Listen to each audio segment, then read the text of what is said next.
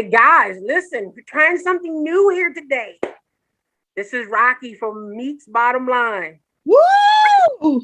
Meek from Meek's Bottom Line. Hey, everybody, it's Meek and Rock. Yay! What's going on, Rock?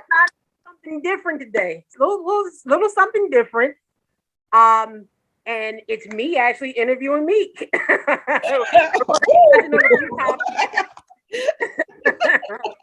So, without further ado, let's jump right into it. Let's talk about Mr. Nick Sirianni, year one Eagles coach. What's your perspective on that, Meek?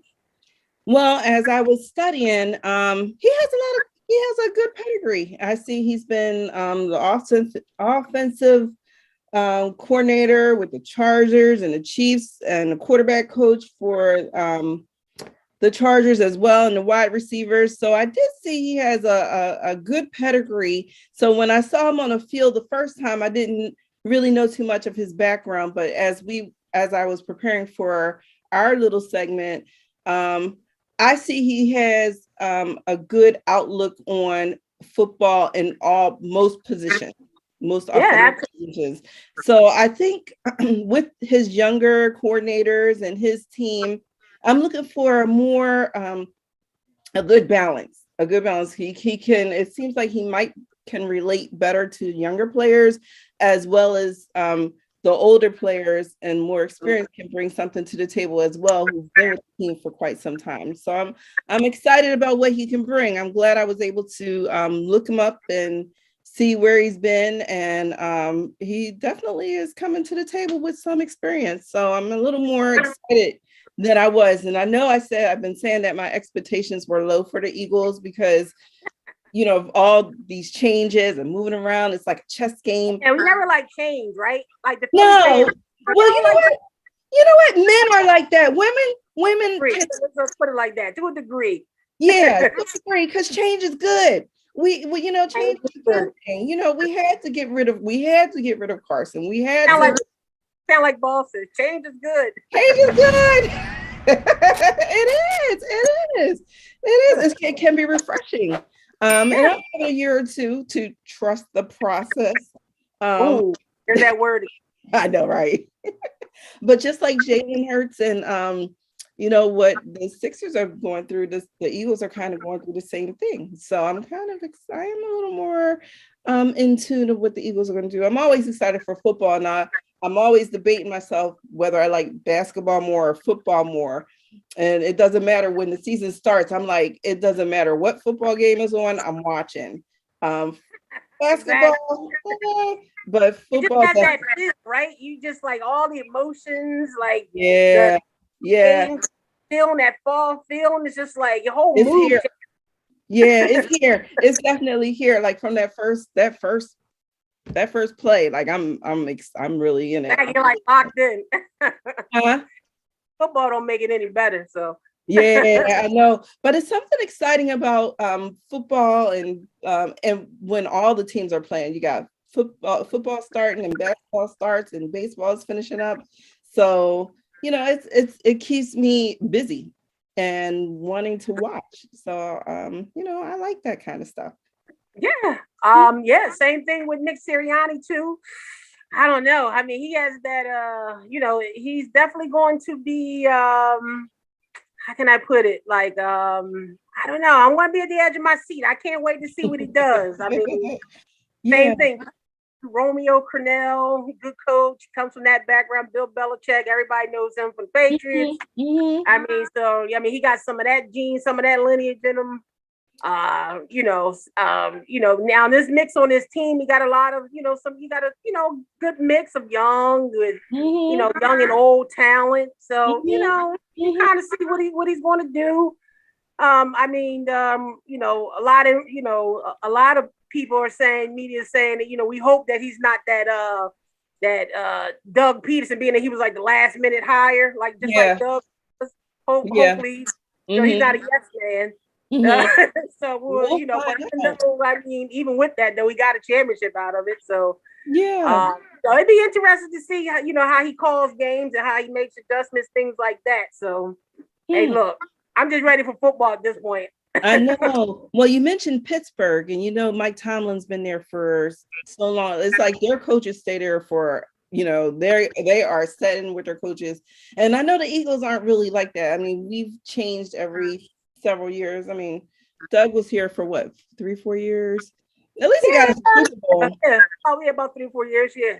What do you think the longevity? I mean, Nick Sirianni is only 40. So what do you think his longevity? I know it depends on how his seasons go. And I'm hoping like the change works. But Doug Peterson was here and he won the Super Bowl and then it all fell apart because it was so much surrounding around Carson Wentz. If we took Carson Wentz out of that circle, do you think he could have stayed longer?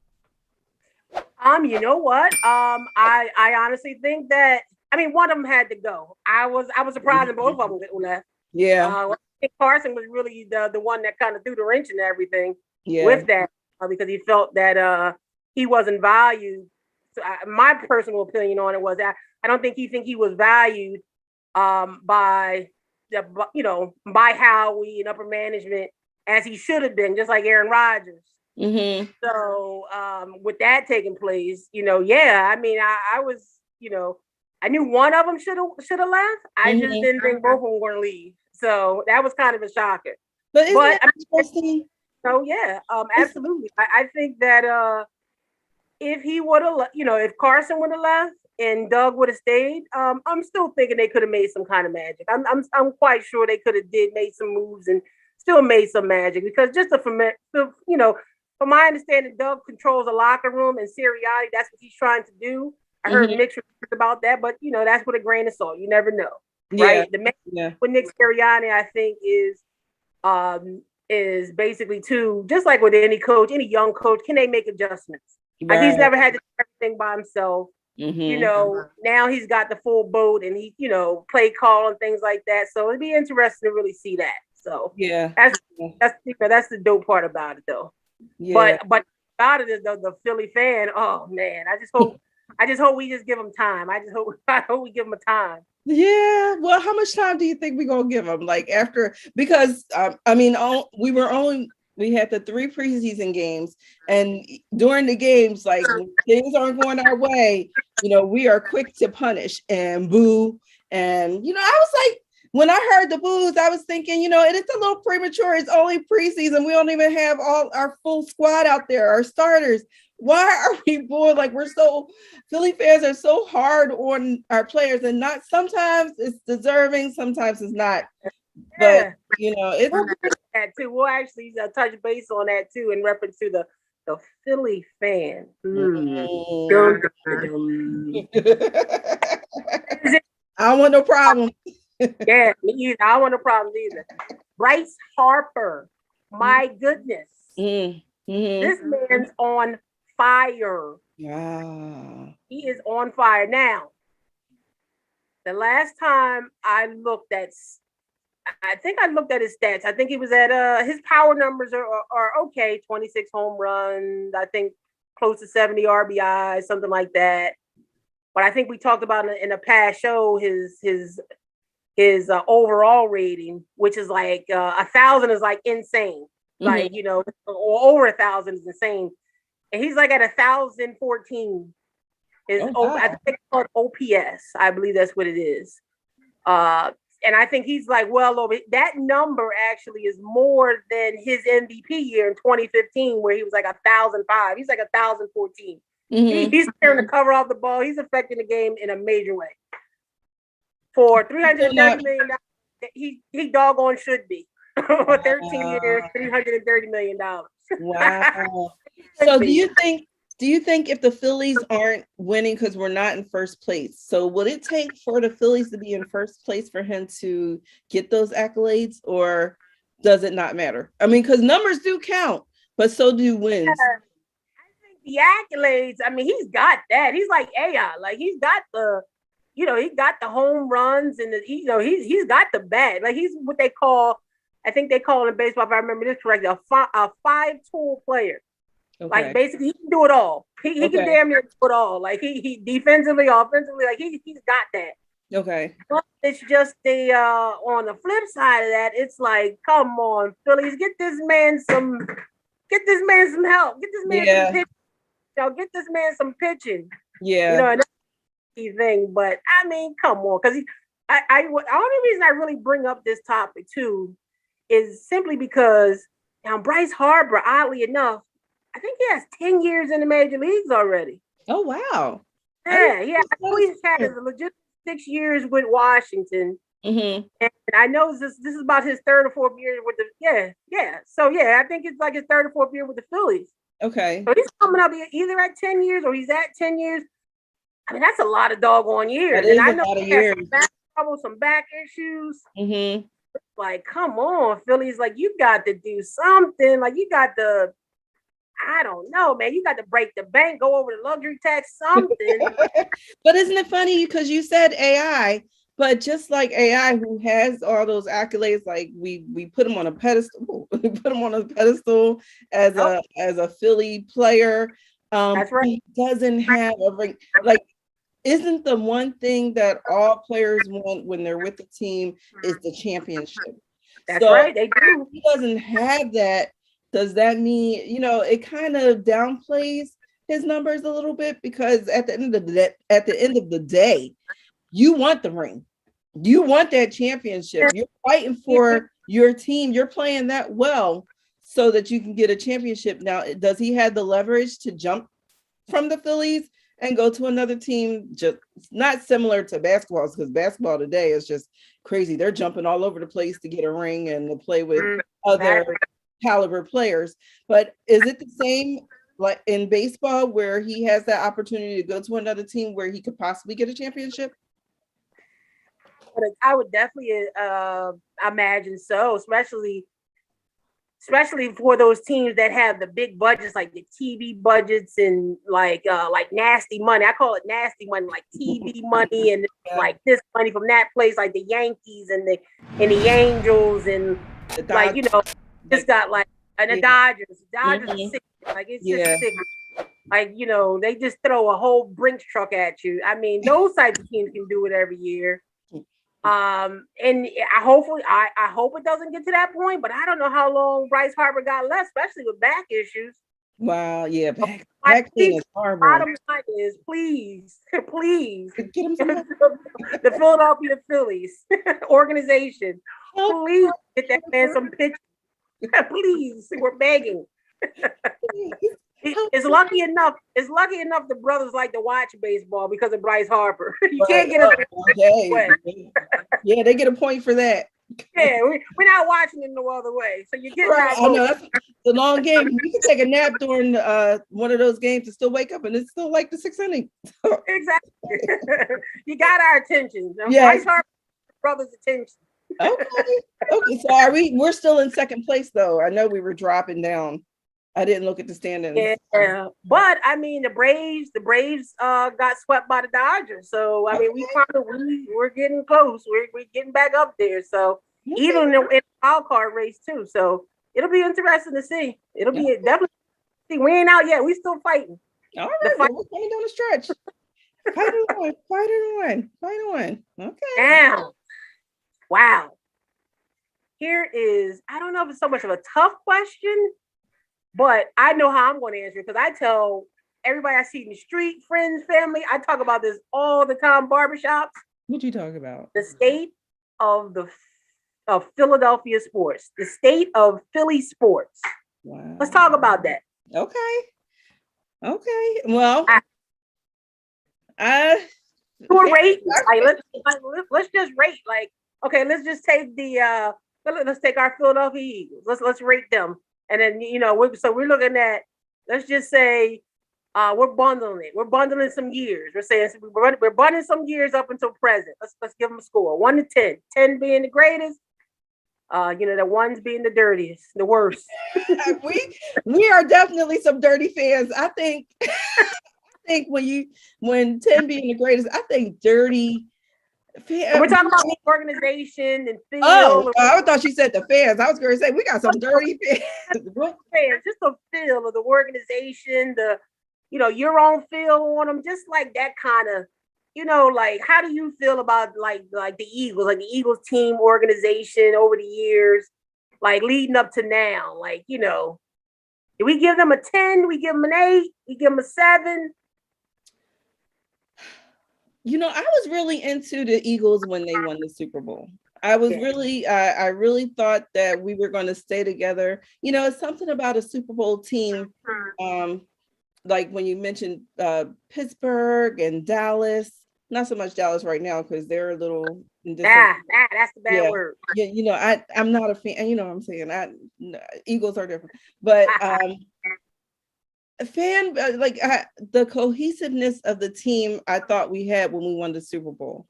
I don't think anybody could have seen or foreseen Carson Wentz going left and not, as Nick Foles left and Carson became that player and he didn't become that player.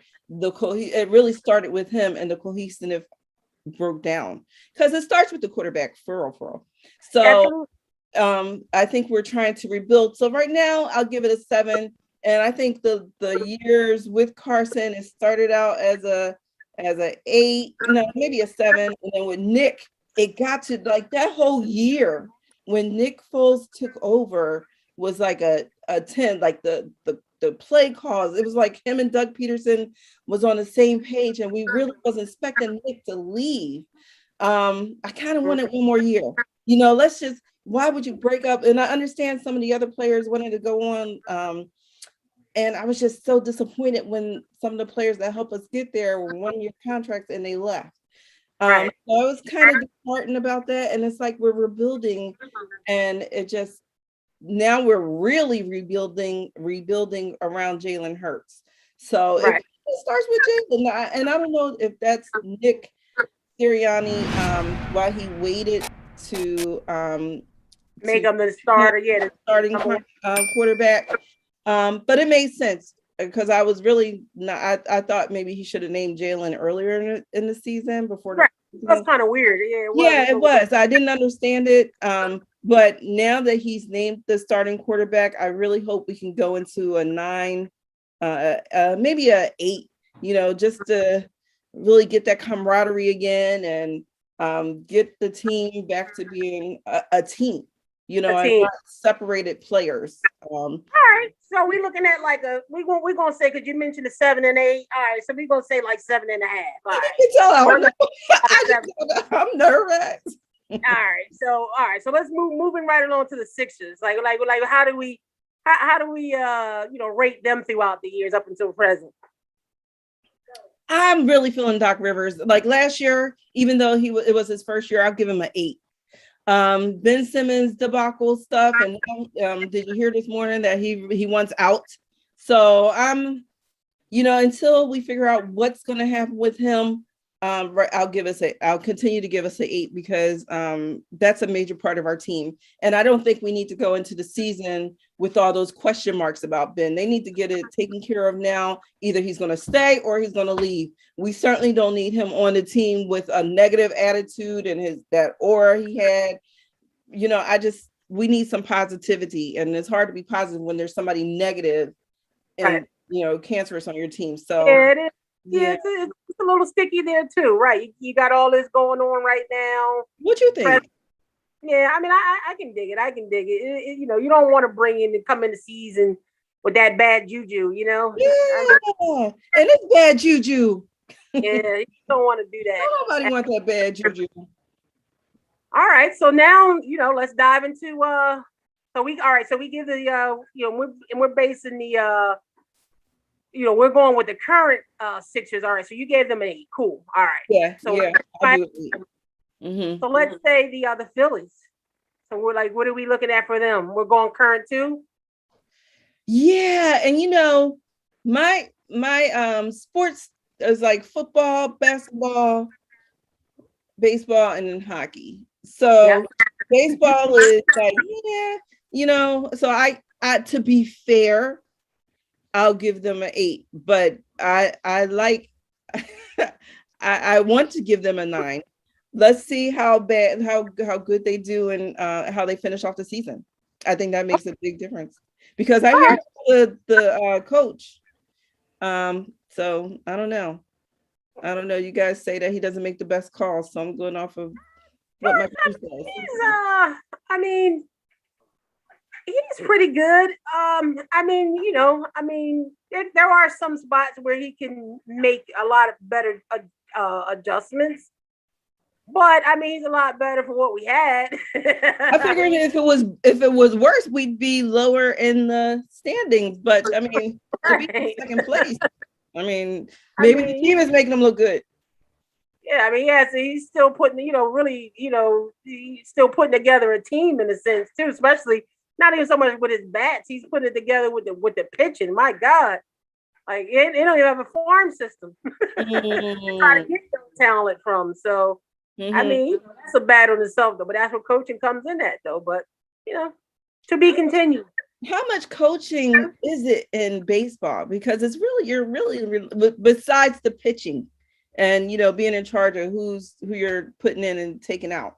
How much coaching can you do in baseball? Because it's really up to the players to hit and catch and. Yeah, it's timely hitting. It's spots. It's really studying, like putting in that film work too. Mm-hmm. That film work is really important. To know. What each individual likes, whether it's the pitcher or the hitter, things like that. Like those guys really, really dive into.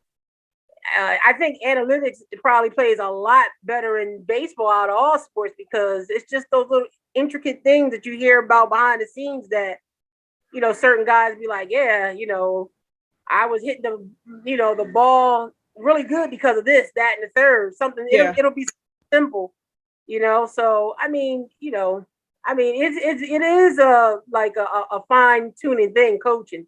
Yeah.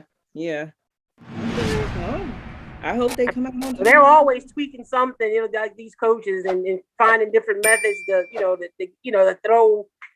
throw batters, off course. Mm-hmm. These pitchers. So okay. And finally, I'm just gonna probably just take this one from here. Probably the Flyers. The Flyers, yeah. Bringing in new talent, a lot of new young talent. Got rid of some old talent. Yeah, I did see some. But I mean, that's a fan base that's always been solid. Like, despite anything that we had going on, meaning the other big sports, the Eagles and the Sixers. I mean, that's always been a fan base that's always been strong, regardless of anything. Absolutely right. So, you're absolutely right. I'm going to trust in them to still make the right moves. Mm-hmm. And hopefully get us back into the playoffs. Mm-hmm. I think legit 7.5 is I think that's going to be a Meek's bottom line crew collective number there for the time being. Okay. Working their way up to a solid 8. I'll go with you. 7. Let's go Flyers. Yeah, let's go. We do have a shirt, and I promise you we're going to do a little bit more with the Flyers, but yes. Right now, I'm relying on Rocky's predictions. We do have great content for the Flyers coming up too. So beware. Beware. We're coming out. We'll be there. Wow. Now this one might get a little deep. Okay. This one might get a little deep. But this actually kind of, I don't know, it kind of worked my nerve a little bit. I kind of really wanted to bring my other counterparts here with us to talk about this topic. I'm kind of debating, do I want to leave for the Sunday show? But I think we might want to just talk about it. I think we got Let's get a snippet. The rights of a fan. Oh, I'm a fan. We're fans. We're fans of these sports. You know, coming from Oregon, we come from these. I mean, we're talking based on a city that hasn't won as many championships as Massachusetts and all these other big towns that won multiple championships in all different sports. We haven't won a lot of things. No. So, I mean, we're a blue collar town. I mean, when your tickets cost $100, $200, and you want to take your child and you want to eat too, you're almost spending $200, $250 for a game. Passionate. And that shows you're right, exactly. Being a true passionate fan, and here you got Joel Embiid, Like, what do you mean? Like JoJo, I'm still not understanding. Like, you're beating the fan up. Like, don't we? Wait, what I missed?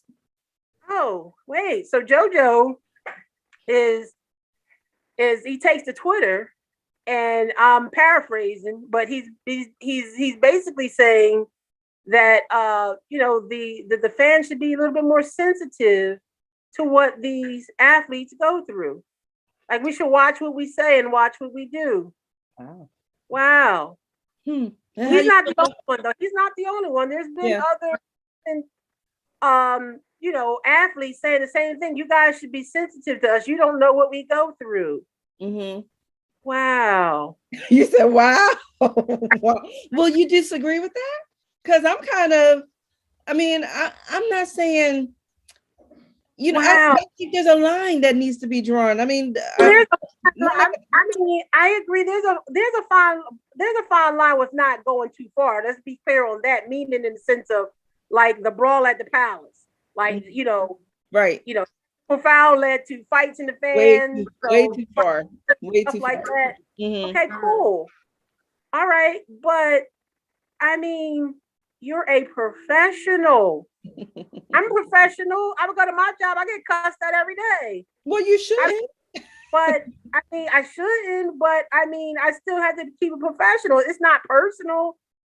Like, you have to understand what these people tie their interest into, because for the amount of money that they pay to come see you guys make, some of these athletes are making $500 million. One person. But should we not take into consideration that they are also people? Right, they are. And I think there's a line. I mean, just like Naomi Nataka. Oh my God, I can't believe it. But the tennis player who really started, now Michael Phelps had some mental issues when he was playing, but those are scratching the surface. But we're dealing now that because most of these players, we're talking 25 years and younger, and it's a lot of pressure, the money, the pressure to win, you got your families. And I'm not saying that we have to take all that into consideration. We don't. But there has to be a level there has to be a boundary and a level of respect for these people who are playing these back-to-back games and gotta put their game face on, and because they're losing, because nobody wants to lose, but you can't win every game. So how far are we taking it? Are we talking about throwing a soda at them or calling them and cussing at them? Because, they can accept a boo. I'm not even saying that we shouldn't boo them at the games, but, there has to be a limit and a boundary. We have to not be so into a game that we forget that people are people and they have emotions and feelings. And without making it trick you, but if I can trick you by saying words, and you're supposed to be like the ultimate professional, then that's a problem on you. If I can trick you with words by saying that, that's a problem with you. Like, people are nasty. But I think people, you're saying right there. You're sitting right there on the court, and you want to be like, you mother, and you don't want me to react like I'm supposed to just keep playing like I don't hear you acting up. Look, after the fourth quarter, I'm leaving. That's it. I'm leaving after the fourth quarter. Like, you ain't got to deal with me until either next game or for whatever. Like, come on. Like, are you serious? You are so right. This is definitely a Sunday conversation, because between Key, Adrian, and Noop, they'd really. Like, are you calling out a Philly fan? Like, are you calling out fans saying we can't boo, we can't criticize you? No, boo. Criticize. $1 million. You are, and you want me to treat you like a regular human being? You got enough money to start your own country. Not regular, but have some kind of, composure. Like, you can't just treat anybody. You can't just go off the rails and just say anything to anybody anytime you feel like it. Like, it has to be some rules, which is why they're banning people from ever coming to stadiums again if they're acting out. You can never come to another game in this stadium because you don't know how to act as a fan. If you do something like out of like throw something, that's totally wrong. But I'm just saying, like, if you talking boo, you're trash. This, really? But we're going beyond the boo. We're talking beyond the boo. Like, nasty. Even if I drop the F-bomb on you or something, how you go to the rim, Mr. Dunk, and you want us to feel sorry for you? And like, no. No, Rock, I didn't say that. Oh no. Oh no. Oh no. We're gonna chase you out of town. Right. And then you stick your nose at us and act like like the ball's in your court. Like I'm holding all the court, meaning Mr. Simmons. Like no, like he's holding it. Oh, that's a whole. I don't even talk about that topic. I know. Well, you brought it up, but you brought it up. I mean, because if you're talking Joel Embiid, versus Ben Simmons, you're talking about apples because Joel Embiid shows up. I'm not saying every game is a great game, but at least I know when he does go out to play, he's going to give 100%. Ben Simmons, not so much. And then the whole missing the dunk thing is a whole nother level of, I don't know if we're disrespecting him or he's disrespecting us. That's that whole, you ain't jump shot 4 or 5 years. You've been promising us a jump this like a kid on Christmas. I want that fight. You ain't give me the jump shot. Like I'm missing out. Another present until you show what you got. He promised me I'm not getting anything. But so, I don't. Right, so just touching on that just for 1 second, because because now that he says he's want to be traded, I really don't want to trade. Like there is a part of me that just wants him to just be here because you can't get what you want. You can't always get what you want. And just because now you want to act out and now you want to be traded, we're paying you eons of money and you haven't shown us half of what you should be. So my ball and I'm going home. So do we say bye, Ben, or do we say you're going to finish out this contract? Yeah, we got to say bye to Ben. I like him too. In all fairness, though, like I always told you, and I always standing on that, based on previous shows. I mean, I like him because I've always seen what he's done out there outside of the, offensive side of his game. He's really a good player. But it's almost like for this fan base, I mean, we have to at this point. It's like this fan base, like we have to, like we probably get rid of him at this point. We have to. Bye, yep, that's the bottom line. Unfortunately. This was great dialogue. This was very good. It was. I like the half week segment. Yes, halftime. Well, gang, it's been real. I think we touched on a lot of good points. Hopefully, guys, we'll see you on Sunday. That's the bottom line. That's the bottom line.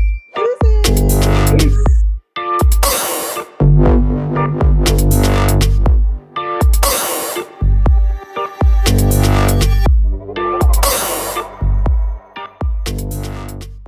Hey everybody, it's your girl Meek from Meek's Bottom Line. Rock and I just did a great discussion about our Philly sports and great topics.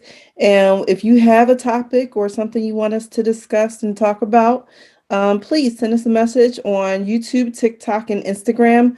We'll be more than happy to discuss them. And maybe you can even discuss it yourself when you come on, join us for a call. So don't forget to like, subscribe, and comment. YouTube, TikTok, and Instagram.